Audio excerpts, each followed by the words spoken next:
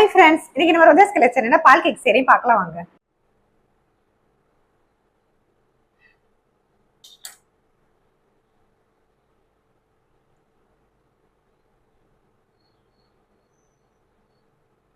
பால் cake செய்ய 1 litre பால் எடுத்து நல்லா காய்ச்சிக்கலாம்.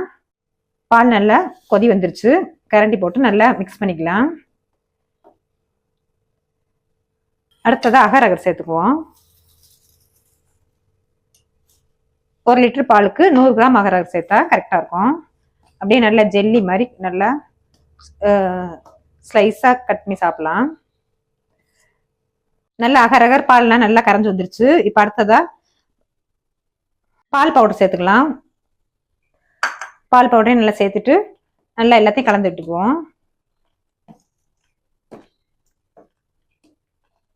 பால் பவுடரு அகர் அகர் எல்லாம் கலந்து வந்துருச்சு. அடுத்ததா ஜீனி சேர்த்துக்கலாம். இனிப்புக்கு 1 கப்பு நல்லா சேர்த்துட்டு கலந்து விட்டுக்குவோம்.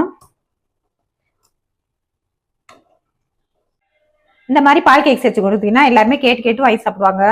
நம்ம இதுல நாட்டு சக்கரை எதுவும் சேர்த்தோம்னா கலர் மாறிடும். அதுக்காண்டி தான் நான் ஜீனி சேர்த்திருக்கேன். இப்போ அடுப்பு ஆஃப் பண்ணிட்டு பவுலுக்கு மாத்திக்கலாம். இப்ப காய்ச்சின பாலை பவுல்ல நெய் தடவி இருக்கேன். அதுல வடிகட்டி ஊத்திக்கலாம்.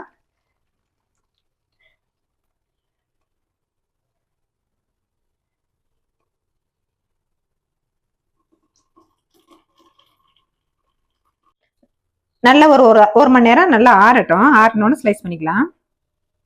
1 மணி நேரமா நல்லா ஆறிடுச்சு. இப்ப பிளேட்டுக்கு மாத்திக்கலாம். நம்ம பிளேட்ல மாத்திட்டு ஸ்லைஸ் போட்டுக்குவோம். பால் கேக்க ஸ்லைஸ் பண்ணிக்கலாம்.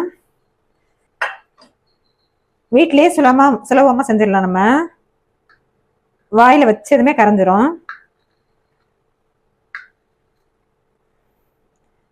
இந்த மாதிரி நீங்க செஞ்சு கொடுத்தீங்கன்னா எல்லாருமே விரும்பி சாப்பிடுவாங்க. டேஸ்ட் ரொம்பவே அட்டகாசமா இருக்கும். இதே மாதிரி ஒரு முறை ட்ரை பண்ணி பாருங்க. நம்ம வீட்டுல இருக்க பொருட்களை வச்சு ஈஸியா செஞ்சிடலாம். நம்ம காசு கொடுத்தா கூட கடைகள் இந்த மாதிரி கிடைக்காது, வாங்கி சாப்பிட முடியாது.